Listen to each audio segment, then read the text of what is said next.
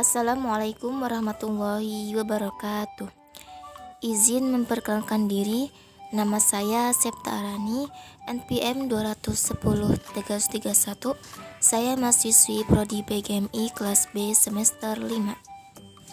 Nah, hari ini kita akan belajar tentang pertumbuhan, perkembangan, dan perkembangbiakan makhluk hidup.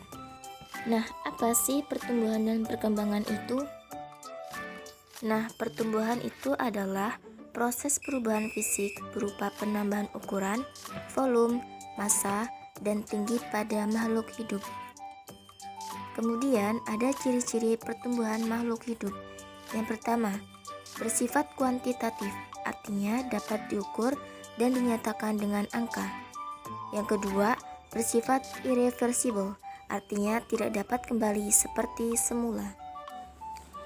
Lalu ada perkembangan. Perkembangan adalah perubahan yang menyertai pertumbuhan untuk mencapai kedewasaan atau kematangan pada makhluk hidup. Nah, ciri-ciri dari perkembangan makhluk hidup itu, yang pertama, bersifat kualitatif, artinya tidak dapat diukur.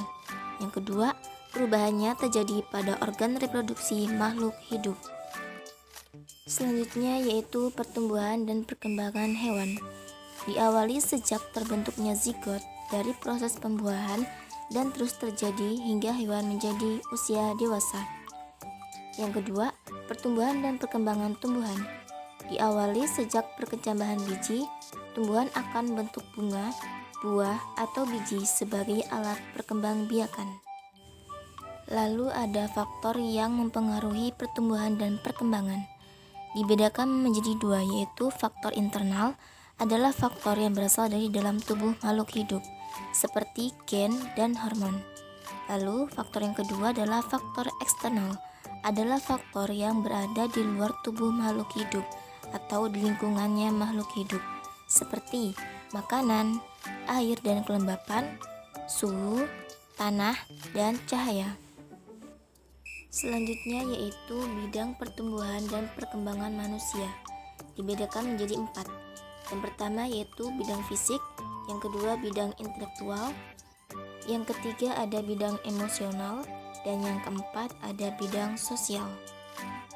Lalu yang terakhir yaitu perkembangbiakan makhluk hidup. Di sini saya menggunakan tumbuhan. Nah, tumbuhan ini melakukan perkembangbiakan melalui dua cara. Yang pertama yaitu melalui vegetatif atau aseksual, dan yang kedua melalui generatif. Nah, perkembangbiakan vegetatif atau aseksual ini adalah perkembangbiakan tanpa melalui proses perkawinan. Sedangkan perkembangbiakan generatif adalah perkembangbiakan melalui proses perkawinan. Nah, di sini ada contoh perkembangbiakan generatif. Nah, perkembangbiakan generatif itu membutuhkan alat kelamin jantan dan alat kelamin betina. Alat kelamin jantan dan alat kelamin betina pada tumbuhan bunga itu berada di benang sari sebagai alat kelamin jantan dan putik sebagai alat kelamin betina. Baik, terima kasih atas perhatiannya. Wassalamualaikum warahmatullahi wabarakatuh.